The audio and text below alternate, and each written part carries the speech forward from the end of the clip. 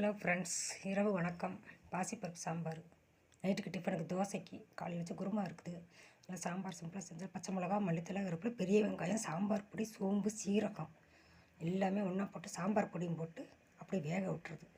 அப்படி சும்மா ஒரு தாளிப்பு கொடுத்துருவா. ஹோட்டல் சாம்பார் மாதிரி இருக்கும். பக்கத்து வீட்டில் ஹோட்டல் இருக்குது. அவங்க சொல்லி கொடுத்தது. சொல்ல மாட்டாங்க யாருமே சீக்கிரட்லாம். ஆனால் நாங்கள் அடிக்கடி வாங்கிட்டு வந்து சாப்பிடுவோம். அவங்க கொடுப்பாங்க. சரி நம்மளே செஞ்சு பார்ப்போம் அப்படின்னு சொல்லிட்டு நானே ட்ரை பண்ணேன். இந்த பாருங்களை கொதிக்குது. ஒரு தாளிப்பு கொடுத்துட்டோம்னா சரியாக போச்சு. இந்த கிண்டி விட்டோம்னா இந்த பாருங்கள் தாளித்து விட்டாச்சு. தோசை ஊற்றிக்கலாம். தோசை வச்சாச்சு.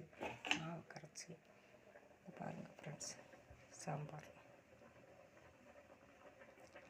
செஞ்சுட்டு உங்களுக்கு காட்டுறேன் பாருங்களேன்.